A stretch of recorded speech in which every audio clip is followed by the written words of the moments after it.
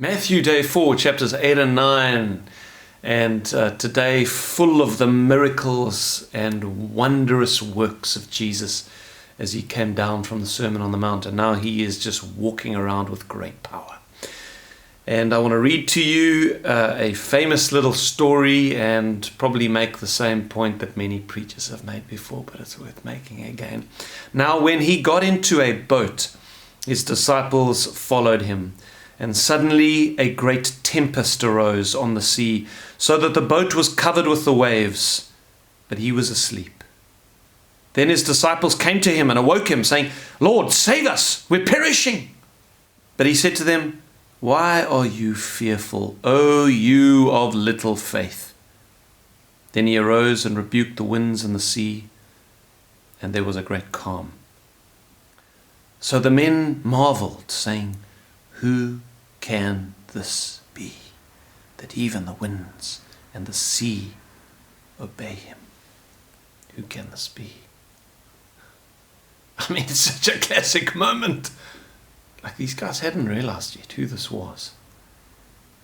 And they're looking at each other.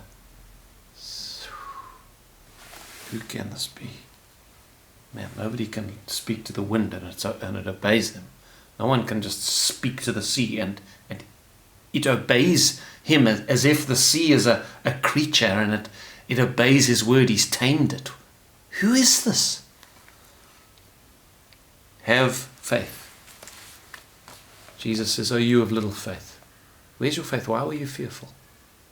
Where's your faith? This is the Son of God that you serve. Who could this be? It's the Son of God. And you serve him if you're a Christian. Why are you fearful? Oh, you of little faith.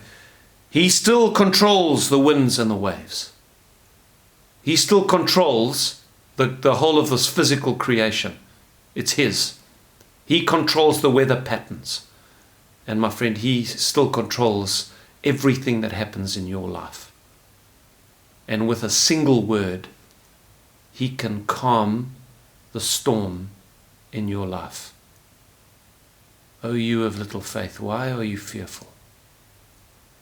Here's the question I wanted to ask this morning. What would have happened if the disciples had waited and had faith? Would they have all drowned? No. At some point, Jesus would have woken up of his own accord, and he would have come up on the deck and he would have looked at the disciples hanging on, wind-swept, seaweed wrapped around their heads, but just hanging in there in faith. And he would have looked at them and he would have said, "Well done, boys. Passed the test. Be still." And there would have been a great calm.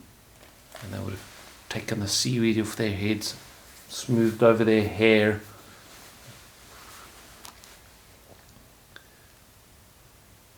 And there would have been a moment of intimacy and joy between them as they smiled and laughed together. It's worth waiting through the storm and trusting in God to protect you and deliver you. There is a glory in the storm, is the point I'm making. Do I need to apply that to your life? There's a glory in the storm. Jesus doesn't have to wake up immediately. Just hang in there. Let that seaweed wrap around your head. You hang on. Because when he wakes, there's going to be a moment of intimacy where there won't be a rebuke. "Why were you so fearful, O you of little faith?" There's going to be a moment of laughter and of intimacy that you couldn't have had